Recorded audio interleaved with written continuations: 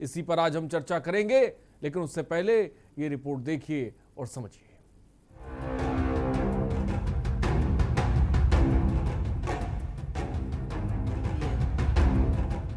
Corona का डर अभी लोगों के जहन से निकल नहीं पाया था और अब वायरल फीवर की लहर चल पड़ी है। इस वायरल फीवर की चपेट में सबसे ज्यादा बच्चे आ रहे हैं। मौतों का आंकड़ा रोज बढ़ता जा रहा है। हम आपको लगातार चेता रहे हैं कि तीसरी लहर पहले ही आ सकती है। आपको अपनी सुरक्षा भी खुद ही करनी पड़ेगी, क्योंकि सिस्टम अब राम भरोसे होता दिख रहा है। इसी पर आज हम चर्चा करेंगे, लेकिन उससे पहले देखिए एक खास रिपोर्ट।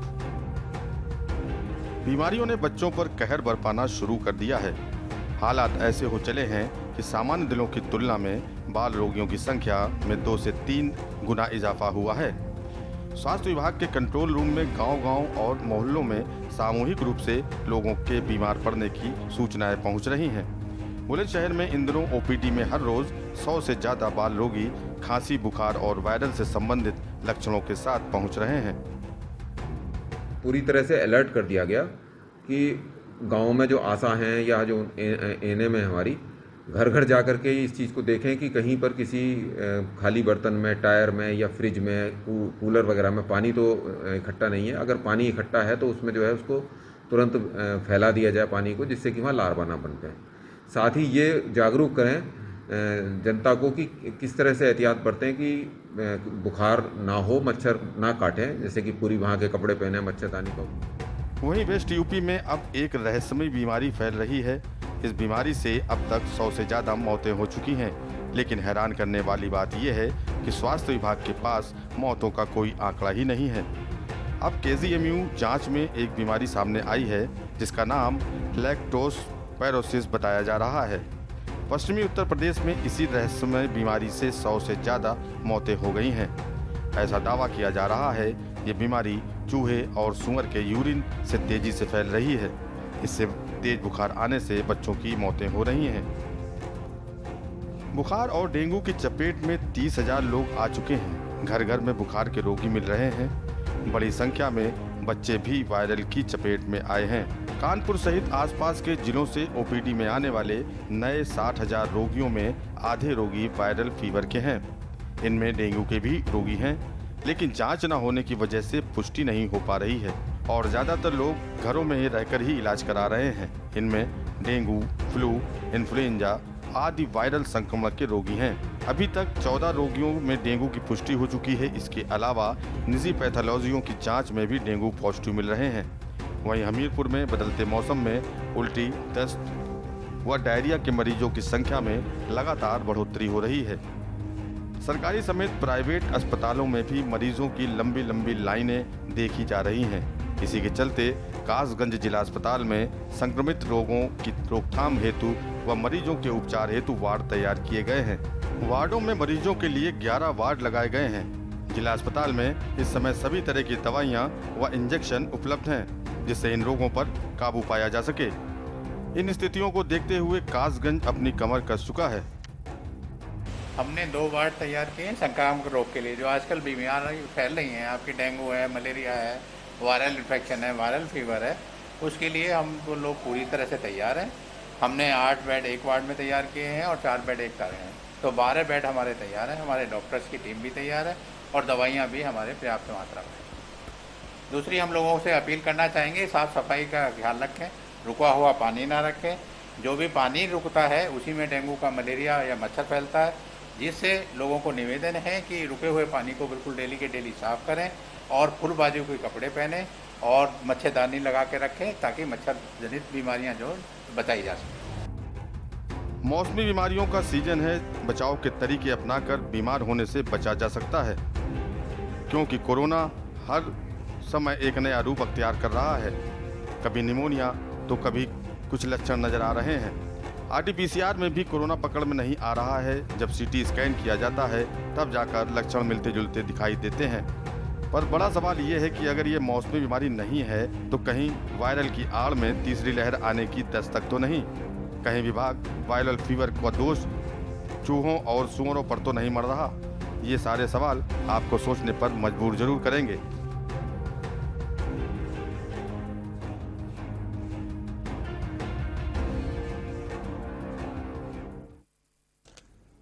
और इन सब के बीच जो मौत का आंकड़ा है, जो संक्रमण का आंकड़ा है, वो लगातार बढ़ रहा है। एक रहस्यमय बीमारी धीरे धीरे उत्तर प्रदेश में पैर पसार रही है। सुबह बोलेगा में आज हम इसी पर बात करेंगे और ज़मीनी हाल भी जानेंगे। नंबर्स लगातार फ्लैश होंगे, आप कॉल कर सकते हैं, अपनी बात को सुबह बोलेगा के कार्यक्रम में रख सकते हैं। और हमारे साथ हमारे संवाददाता और गेस्ट भी जुड़ गए हैं इस वक्त। तारुफ आपका करा दें। प्रोफेसर अमरेश सिंह एचओडी है, microbiology, BRD medical college Gorakhpur से इस वक्त हमारे साथ जुड़ गए हैं। बहुत बहुत स्वागत है प्रोफेसर साहब आपका। और अनिल मीणा हमारे संवाददाता बुलंदशहर से इस वक्त हमारे साथ हैं। प्रमोद दीक्षित हमारे संवाददाता इटावा से इस वक्त हमारे साथ हैं। सीधे सबसे पहले हम अनिल मीणा की तरफ रुख करते हैं। अनिल मीणा, क्या ज़मीनी हकीकत है एक रहस्यमय बीमारी, और हम दूसरी तरफ ये भी देख रहे हैं कि लगातार जो वायरल अटैक है वो लगातार बढ़ रहा है। उसमें इन्फ्लुएंजा भी है, उसमें डेंगू भी है, उसमें कई तरह के बुखार चल रहे हैं। इस बीच क्या तस्वीर है अस्पतालों की, क्या हकीकत है, इसके बारे में बताएं। किस तरह से लोग इससे परेशान हैं, उसको लेकर सिस्टम कितना तैयार नजर आ रहा है। अनिल मीणा। हमारे जनपद बुलंदशहर की अगर हम बात करते हैं, जनपद बुलंदशहर में लगातार जिस तरह सामान्य दिनों की अपेक्षा और ओपीडी की बात करें तो ओपीडी में किस तरह से जो सामान्य दिन थे उनमें 20 से 25 मरीज आते थे। लेकिन अगर आज के दौर की बात करें तो लगातार किस तरह पर डे करीब 100 से लेकर 150 तक मरीज आ रहे हैं। तो कहीं ना कहीं जो बच्चे आ रहे हैं और जिनमें बच्चों में ज्यादातर अधिकांश वायरल खांसी, जुकाम और डायरिया जैसे लक्षण दिखाई दे रहे हैं। तो कहीं ना कहीं ये बहुत काफी चिंता का विषय है। अगर जनपद बुलंदशहर के अगर सीएमओ की माने तो सीएमओ का कहना ये है कि हमने कंट्रोल रूम बना दिया है। कंट्रोल रूम के अपेक्षा तो जितने भी सीएससी बने हुए हैं वहाँ के प्रभारियों को निर्देश दे दिया है। गाँव पे जो एनएम है और आशा है उनके लिए भी निर्देश कर दिया है कि गाँव घर जाएं और जो जहाँ भी बुखार के मरीज हैं उनके जो बच्चे हैं उनके लिए सूचना दें और वहाँ उनके चेकअप कराएं। लेकिन अगर जमीनी हकीकत की बात करें तो जमीनी हकीकत जिस तरह से जो अधिकारी पूरी तरह से दावे करते हैं हवाई साबित होते हैं। क्योंकि अगर जमीनी हकीकत की बात करें तो गाँव में कोई भी ऐसी व्यवस्था नहीं की जा रही है जिससे कि जो बच्चे हैं उनको जो बच्चे गार्जियन से उनके लिए जागरूक किया जा सके। तो कहीं ना कहीं हम कहते हैं जिस तरह से अगर बीमारी बच्चों में फैली हुई है, जिस तरह से पहले से ही हमारे चैनल के द्वारा लगातार लोगों को जागरूक किया जा रहा था कि तीसरी लहर आने वाली है। तो हो सकता है कि जिस तरह से लगातार बच्चों में जिसको महामारी फैली हुई है तो कहीं ना कहीं हो सकता है तीसरी लहर की जो स्थिति है वो बिल्कुल साफ दिखाई दे रही है कि लगातार बच्चों में दिन प्रतिदिन लगातार दिन दूने और लगातार बच्चे जो बीमार हो रहे हैं। तो कहीं ना कहीं बड़े चिंता का विषय है। और अगर जनपद बुलंदशहर की बात करें तो जनपद बुलंदशहर में अभी तक ना तो प्रशासन की ऐसी कोई पहल है, ना स्वास्थ्य विभाग की ऐसी कोई पहल है। जबकि अस्पतालों की अगर बात करें तो अस्पतालों में ओपीडी में बड़ों की अपेक्षा लगातार बच्चों की संख्या तो ज्यादा है। बच्चों की तादाद बढ़ रही है, अनिल मीणा इसके बारे में जिक्र कर रहे हैं। और सिस्टम क्या किस तरह से तैयार है वो तस्वीरें साफ तौर पे अनिल मीणा को आपने सुना, उन्होंने बताया। प्रमोद दीक्षित भी हमारे साथ इटावा से। प्रमोद, वायरल का वार इटावा में किस तरह का देखने को मिल रहा है, क्या तस्वीर है, प्रमोद बताएं।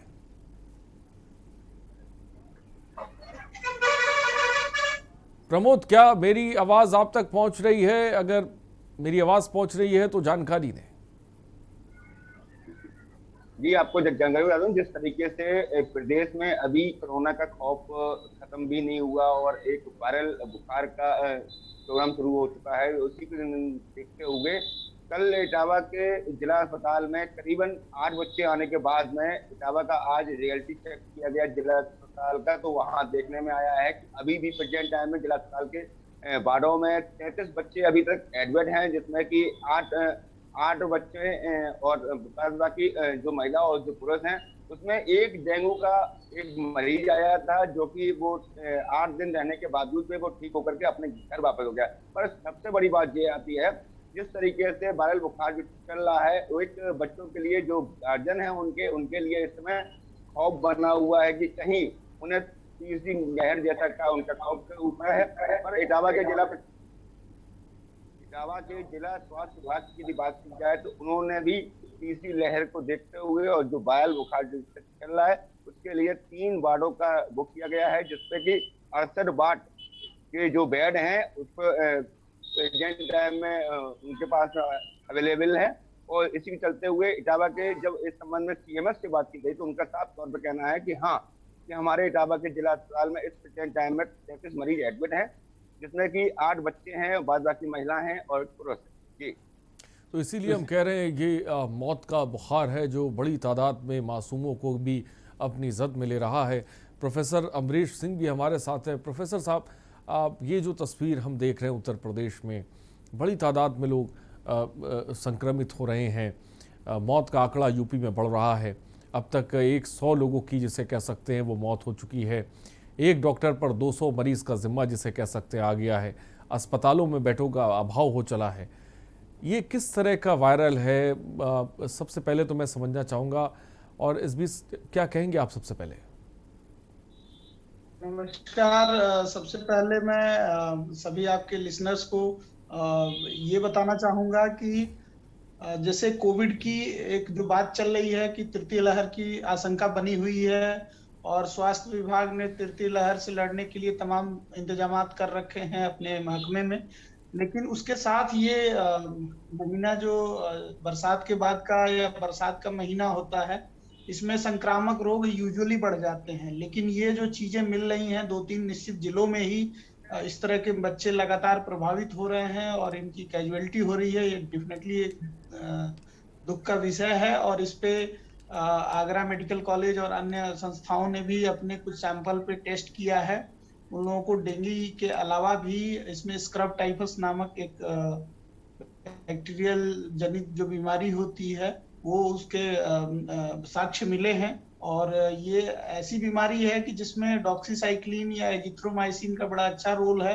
पूर्वांचल कुछ समय पहले काफी इन सब बीमारियों से ग्रसित था और एक हम आंकड़े की बात करें तो लगभग 50% हमारे जो पूर्वांचल के इंसेफ्लाइटिस के केसेज होते थे वो स्क्रब टाइफस में डिटेक्ट हुए थे। और जब प्रभावी कदम राज्य सरकार ने उठाया और स्वास्थ्य विभाग ने हर उस बुखार से पीड़ित बच्चे को डॉक्सीसाइक्लिन या एजिथ्रोमाइसिन कंपल्सरी कर दिया गया बिना डायग्नोसिस किए ही, खासकर इंसेफ्लाइटिस के सीजन के जो भी बुखार आते थे बच्चों में, और ये बड़ा इफेक्टिव रहा। तो मुझे लगता है इन सब प्रीवियस जो एक्सपोजर है और इतिहास है और साक्ष्य है उसके आधार पे सरकार को प्रभावी कदम उठाना चाहिए और स्वास्थ्य महकमे को भी। प्रोफेसर साहब, अब केजीएमयू में एक जांच हुई है, उसमें बीमारी का जिसे कह सकते हैं वो सामने आ रही है, लैक्टोस्पायरोसिस। ये क्या चीज़ है, ये जो जांच में सामने निकल कर आई है? जी, ये भी एक बैक्टीरियल जनित रोग है और इसमें बेसिकली बुखार और बाकी चीजें, सर दर्द और बदन दर्द के अलावा लीवर में इसमें प्रभाव होता है और ये भी ट्रीटेबल है, इसका इलाज संभव है, जांच भी इसका संभव है। तो कुल मिला के जो इस तरह के अननोन वायरल फीवर होते हैं और खासकर जब मौतें होने लगती हैं तो इसको बड़ा जुडिशियसली एक साथ सारे टेस्ट करने होते हैं और उसके लिए स्वास्थ्य विभाग को सतर्क रहना चाहिए और इन सब जांचों की व्यवस्था एटलीस्ट उस एरिया में आसपास के किसी रेफरल लैब या मेडिकल कॉलेज स्तर पे हो ताकि त्वरित जानकारी हो सके। क्योंकि हर इस तरह के इन्फेक्शन का अलग अलग इलाज है। डेंगू का कोई डेफिनेट दवाई नहीं है, उसमें प्लेटलेट का इलाज करना होता है, बुखार का इलाज करना होता है और जब शॉक में होता है तो उसको आईवी फ्लूइड या बाकी चीजें देनी होती हैं। वैसे ही स्क्रब टाइफस है, इसका इलाज जैसे मैंने बताया डॉक्सीसाइक्लिन या एजिथ्रोमाइसिन देना होता है। ऐसे ही लेप्टोस्पाइरा के लिए भी एंटीबायोटिक है। कुल मिला के ये कहना, जब तक कारकों की जांच नहीं पता चलेगी तब तक कोई निश्चित इलाज दे पाना मुश्किल होगा। तो इसकी डायग्नोसिस पे बहुत फोकस करने की आवश्यकता है। लेकिन प्रोफेसर, अचानक ऐसा क्या हुआ कि ये वायरसेस की बाढ़ आ गई है? तेज़ बुखार की वजह से हम देख रहे हैं कि बच्चों की मौत हुई जा रही है, बर्दाश्त नहीं कर पा रहे हैं। अस्पतालों की हम तस्वीरें देख रहे हैं जहाँ पर बड़े पैमाने पर बच्चे एडमिट हैं, कई जगहों पर बेड का अभाव देखने को मिल रहा है। अन्य मीडिया हमारे संवाददाता भी ज़मीनी जानकारी दे रहे हैं, इटावा से हमारे संवाददाता भी जानकारी और तमाम जगहों की खबरें भी लगातार हम दिखाते हैं। तो ये स्थिति क्यों बनती आ रही है? एक तरफ तो हम कोरोना लहर की कोरोना वायरस की तीसरी लहर को लेकर बात कर रहे हैं, आगाह कर रहे हैं, लेकिन दूसरी तरफ हम देख रहे हैं तमाम तरह के वायरस जिसे कह सकते हैं वो सामने आ गए हैं जिसकी वजह से बहुत बड़ी तादाद में लोग जद में उसकी आ रहे हैं। जी, मैं जो समझ पा रहा हूँ, जो इसके कारक पता चल रहे हैं विगत कुछ दिनों में जो जांचें हुई हैं संदिग्ध मरीजों और बच्चों की, जो आंकड़े आ रहे हैं उसमें लेप्टोस्पाइरा, स्क्रब टाइफस दोनों ही एक ज्यादा संख्या में निकल के आ रहा है। तो हम लेप्टोस्पाइरा की बात करें तो ये भी जल जनित रोग है। वाटर लॉगिंग और ज्यादा जब वाटरफॉल होता है या बारिश का पानी ज्यादा होता है, किस तरह के लक्षण इसके देखने को मिलते हैं? मैं चाहूंगा कि वायरल के बारे में और उसकी लक्षण के बारे में भी बताएं, ताकि के जो तमाम दर्शक हैं वो इस चीज़ को समझ सकें और क्या शुरुआती दौर में वो जिसे कह सकते हैं एहतियाती कदम उठाएं जिससे कम से कम जान बच सके। जी, सबसे पहले मैं, चूंकि दर्शकों के पॉइंट ऑफ व्यू से आपने पूछा है, तो मैं यही बताना चाहूंगा कि किसी भी छोटे बच्चे में अगर जो बुखार, शरीर दर्द और चकत्ते पड़ रहे हों, शरीर में कोई दाग आ रही हो, कोई लाल रंग के चकत्ते आ रहे हों, तो आप अलर्ट हो जाइए। तुरंत ऐसे बच्चों को नजदीक के विशेषज्ञ से जरूर दिखाएं, चाहे वो सरकारी हो और चाहे वो प्राइवेट सिस्टम में, जो भी आपको उचित लगे तुरंत दिखाने की आवश्यकता है। ऐसे बच्चे में कुछ इन्वेस्टिगेशन करने की आवश्यकता होती है, रूटीन इन्वेस्टिगेशन, और कुछ स्पेसिफिक इन्वेस्टिगेशन करने होते हैं। जैसे डेंगू के लिए इन्वेस्टिगेशन आजकल काफी जगहों पे उपलब्ध है, सरकारी और प्राइवेट दोनों में ही।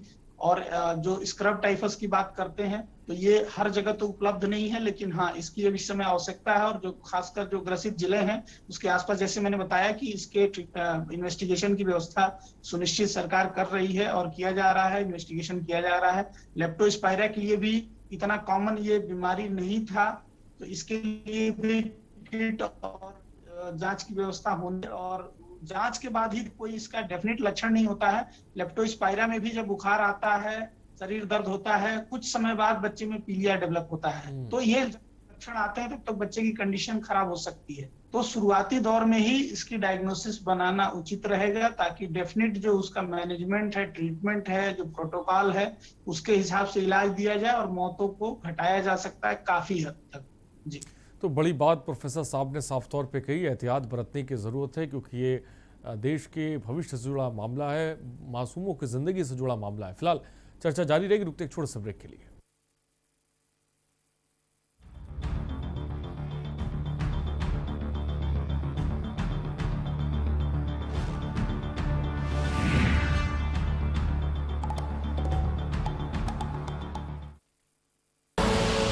आप देख रहे हैं के न्यूज, खबरों का सारथी। 19 मार्च का दिन मुझे भूल नहीं सकता। डिपार्टमेंटल ऑर्डर आया था कि अभी आप स्कूल बंद कर दीजिए।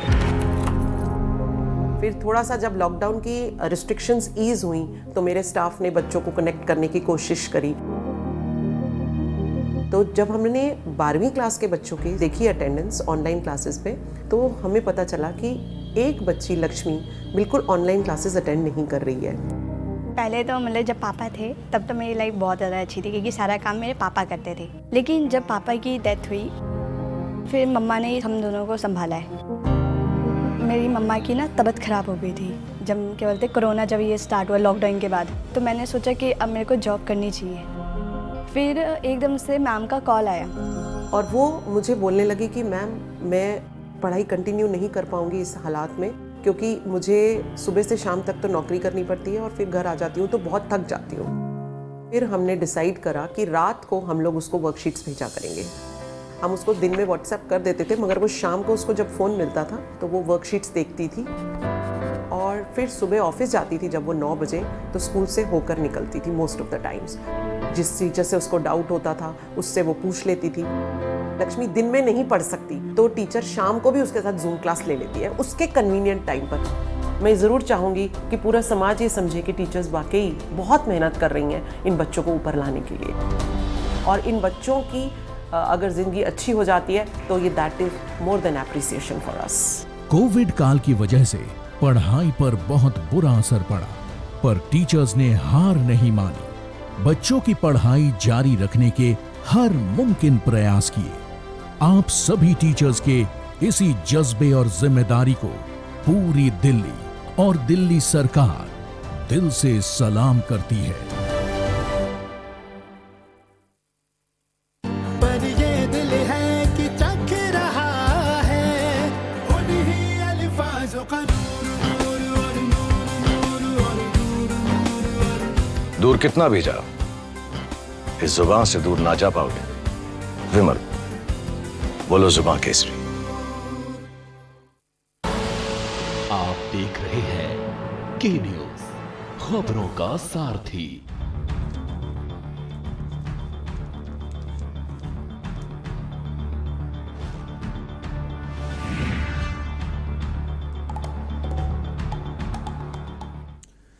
और ब्रेक के बाद आपका स्वागत है सूबा बोलेगा में। मौत का बुखार जिस पर हम आज बात कर रहे हैं, क्योंकि उत्तर प्रदेश में बहुत बड़ी आबादी इस मौत के बुखार की चपेट में है। 30,000 से ज़्यादा लोग इसकी जद में आ गए हैं, जिसको लेकर हम बात कर रहे हैं। अनिल मीणा हमारे संवाददाता भी इस वक्त हमारे साथ हैं बुलंदशहर से।